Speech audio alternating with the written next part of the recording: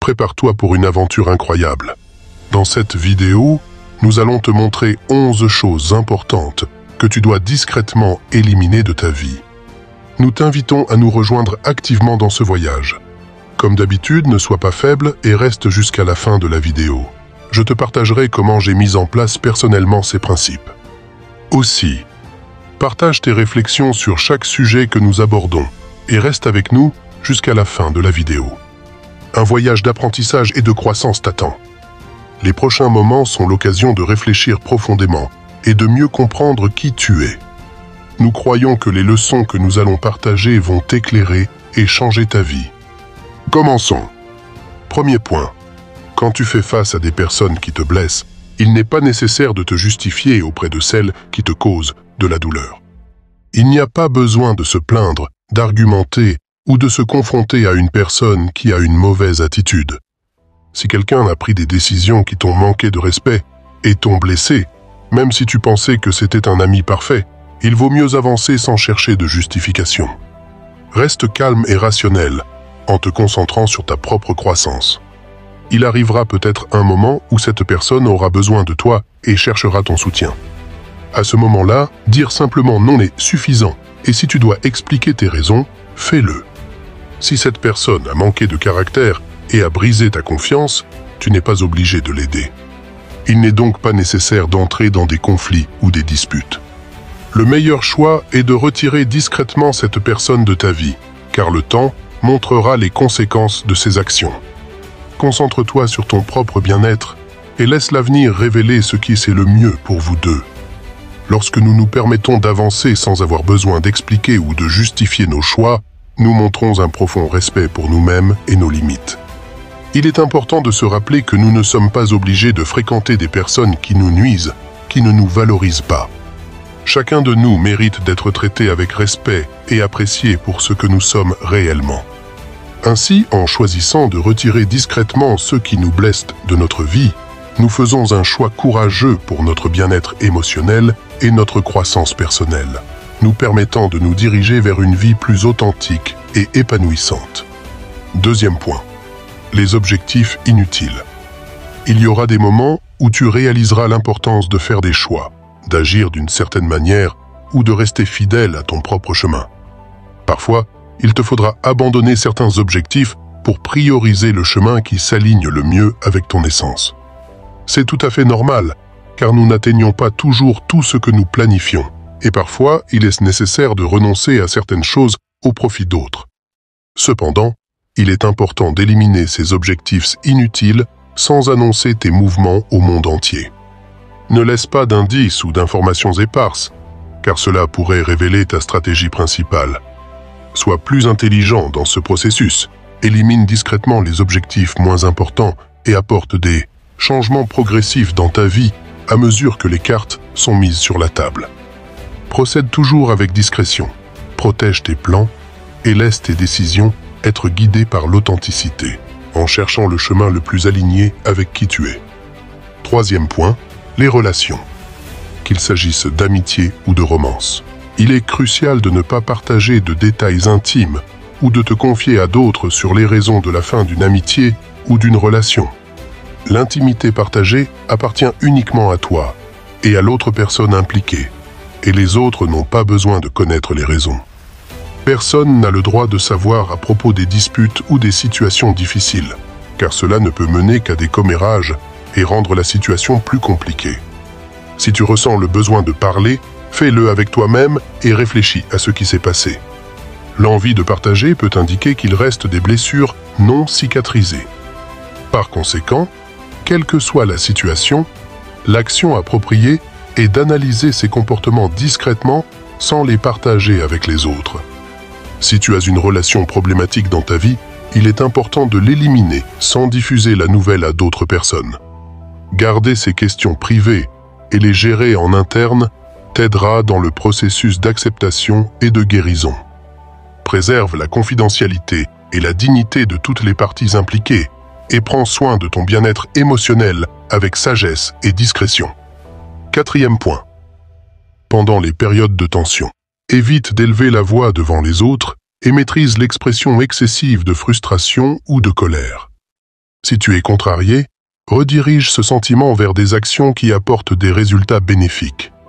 Utilise cette énergie comme une force motrice pour avancer dans tes objectifs de vie et entraîne ton corps à gérer le stress.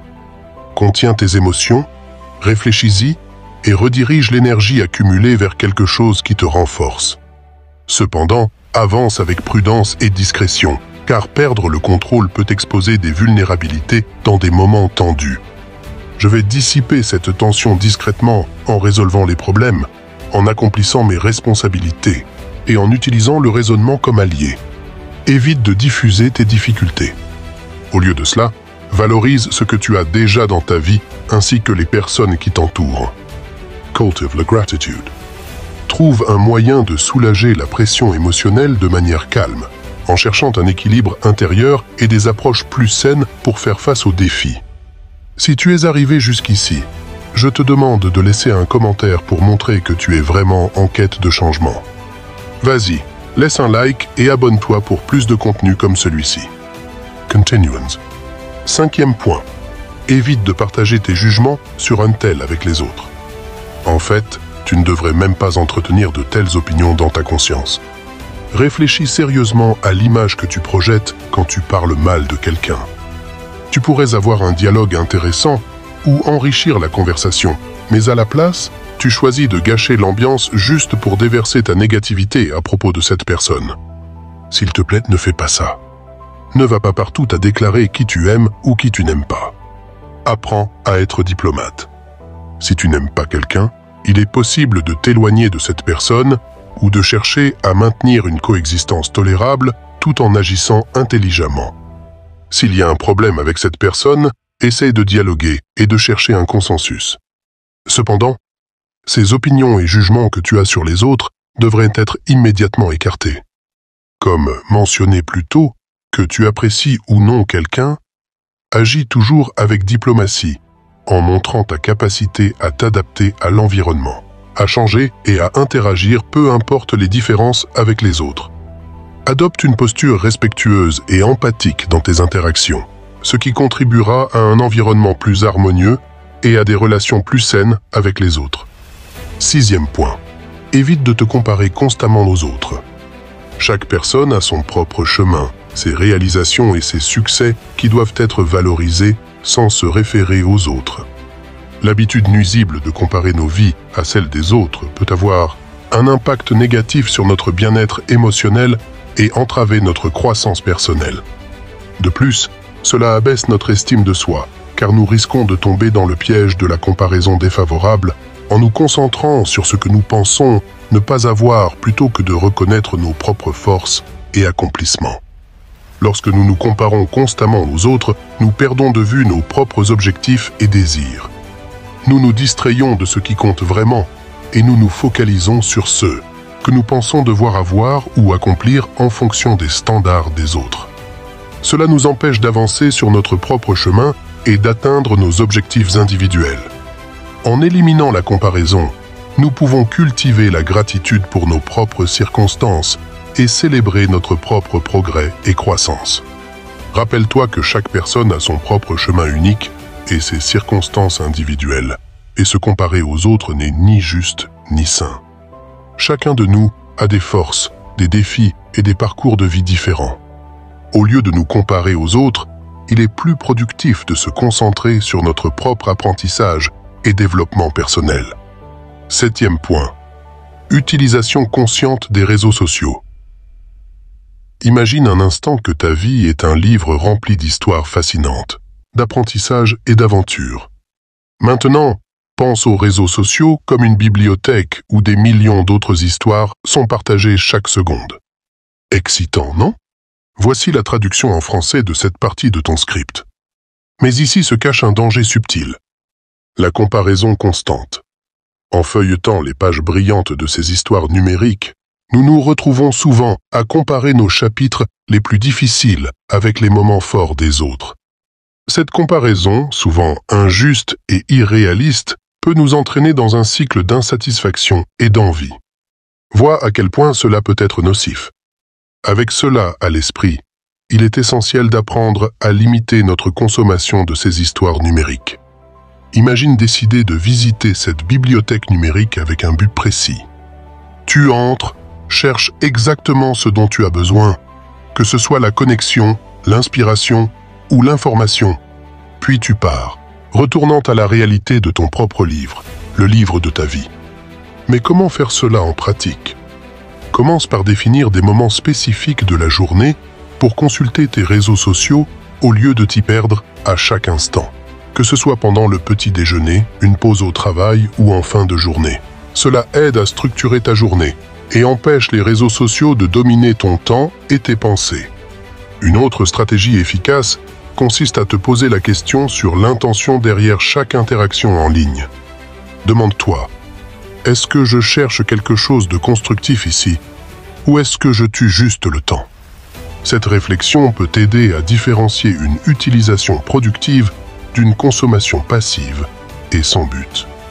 De plus, il est crucial de reconnaître les signes que les réseaux sociaux affectent négativement ton humeur ou ton estime de soi. Si tu te sens mal après avoir utilisé ces plateformes, il est peut-être temps de faire une pause. Utilise ce temps pour te reconnecter à des activités qui te procurent joie et satisfaction dans le monde réel, comme lire un livre, t'adonner à un passe-temps ou simplement profiter de la nature. En adoptant ces pratiques, tu protèges non seulement ta santé mentale, mais tu redécouvres aussi la beauté de ta propre histoire, sans avoir constamment besoin de te comparer à celle des autres. Rappelle-toi, chacun d'entre nous a un chemin unique à parcourir, rempli de hauts et de bas, de triomphes et de défis. Et c'est exactement ce qui rend chaque histoire, y compris la tienne, si précieuse et unique. Ainsi, alors que nous disons au revoir à ce sujet, je t'invite à réfléchir à la manière dont tu peux commencer à écrire le prochain chapitre de ton histoire aujourd'hui, avec moins d'influence du monde digital et plus de concentration sur ce qui compte vraiment dans ta vie. Embarquons ensemble dans ce voyage de découverte de soi et de croissance. Prends en main ta vie avec la sagesse des plus grands philosophes de l'histoire. Le stoïcisme au XXIe siècle est ton guide vers la résilience, le bien-être et la prospérité. Transforme les défis en triomphe, le stress en force et l'incertitude en clarté. Si tu es resté jusqu'au moment de cette vidéo, la force est fière de toi. Continue comme ça. Je te parlerai, avant la fin de la vidéo, comment j'ai appliqué ces principes stoïciens. Mets un j'aime sur la vidéo et prends un moment pour t'abonner pour ne rien rater de nos prochaines vidéos. 8e point, la quête d'approbation extérieure. Nous vivons dans un monde où la valeur d'une personne semble souvent liée à la perception des autres. Mais aujourd'hui, je t'invite à explorer la libération qui vient de se détacher de cette quête incessante d'approbation. Imagine-toi sur une scène sous les projecteurs. Autour de toi, une foule de visages attendant quelque chose, chacun ayant une opinion sur la façon dont tu devrais agir, parler et être. Peux-tu voir à quel point cela peut être étouffant? Maintenant, visualise-toi en train de quitter cette scène et d'entrer dans un espace paisible et serein, un endroit où la seule opinion qui compte vraiment est la tienne. Cette métaphore illustre l'importance de reconnaître et de valoriser ta propre voix intérieure au-dessus du bruit extérieur. Lorsque nous basons nos actions et nos décisions sur la recherche d'approbation, nous nous éloignons de qui nous sommes vraiment et de ce que nous désirons réellement. C'est comme essayer en permanence de porter une tenue qui ne te va pas, juste pour plaire aux autres. Maintenant, pense au moment où tu t'es senti le plus épanoui et content. Ce sont probablement des moments où tu étais aligné avec tes propres valeurs et croyances, peu importe ce que les autres pensaient ou attendaient de toi. C'est l'essence même de vivre de manière authentique. Mais comment pouvons-nous pratiquer cela dans notre vie quotidienne? Cela commence par de petits pas. Par exemple, la prochaine fois que tu t'apprêtes à prendre une décision, demande-toi, est-ce que je fais cela parce que je le veux vraiment ou parce que c'est ce que les autres attendent de moi? Apprends à faire confiance à ton intuition et à reconnaître tes propres désirs et besoins. Une autre pratique puissante consiste à renforcer ton estime de soi. Valorise tes qualités, célèbre tes réussites et apprends de tes erreurs. Rappelle-toi, l'acceptation de soi est un processus continu et chaque petite victoire compte. Voici la traduction en français de cette partie de ton script. Et enfin, cultive des relations qui te soutiennent et t'encouragent à être la meilleure version de toi-même. Entoure-toi de personnes qui respectent ton individualité et t'encouragent à exprimer ta véritable essence. En nous libérant du besoin d'approbation extérieure, nous ouvrons les portes à un chemin plus authentique et gratifiant. C'est un chemin qui nous permet d'être les véritables protagonistes de nos vies, écrivant notre propre histoire avec l'encre de l'authenticité et du courage. Et sur cette note, nous concluons ce deuxième point, en espérant qu'il t'invite à réfléchir sur la manière dont tu peux vivre une vie plus authentique, fidèle à toi-même, loin de l'ombre des autres. 9e point. La façon dont nous gérons nos relations, qu'elles soient amicales ou amoureuses, est essentielle. Les relations sont comme des miroirs qui reflètent diverses facettes de nos vies et apportent des expériences qui façonnent qui nous sommes. Mais il existe une ligne délicate ici, celle de la confidentialité et de la discrétion. Pense à une relation comme à un jardin secret, un lieu où tu nourris des émotions, des rêves et des moments spéciaux. Ce jardin est sacré, un espace qui mérite respect et soin. Lorsqu'une relation se termine, qu'il s'agisse d'une amitié ou d'une romance, il est naturel de ressentir de la douleur, de la confusion et un besoin de comprendre ce qui s'est passé. Cependant, il est essentiel de se rappeler que les détails de ce jardin, cette histoire partagée, appartiennent uniquement à toi et à l'autre personne concernée.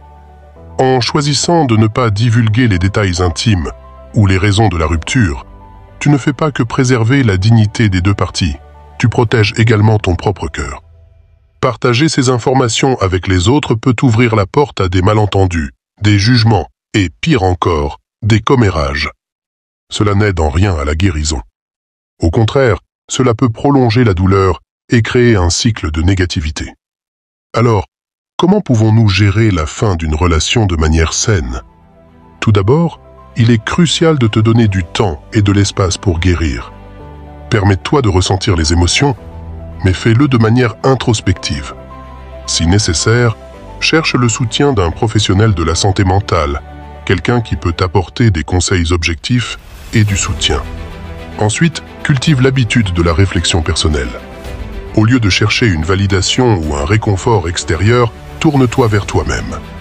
Demande-toi ce que tu as appris de cette relation et comment tu peux utiliser ces leçons pour grandir. Chaque relation, même celle qui se termine, apporte des enseignements précieux. Enfin, souviens-toi que maintenir la discrétion et la confidentialité est un signe de maturité et de respect, non seulement pour l'autre personne, mais aussi pour toi-même.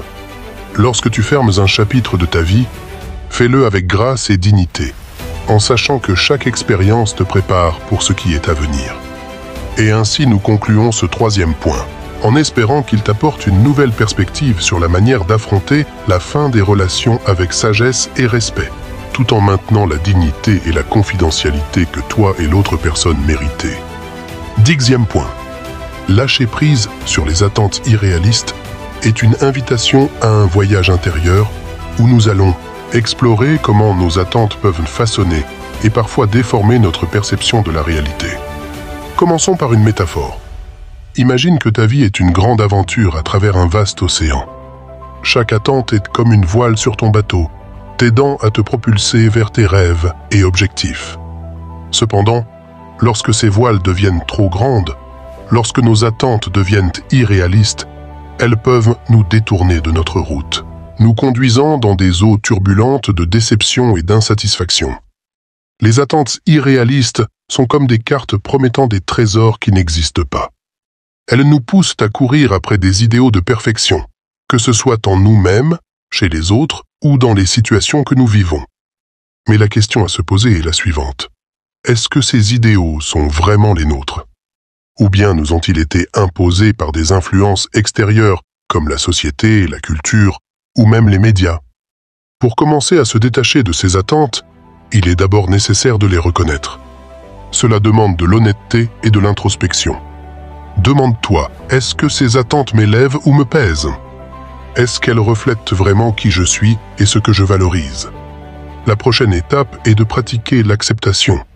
L'acceptation de qui tu es, de là où tu en es dans ton parcours et des circonstances que tu ne peux pas contrôler.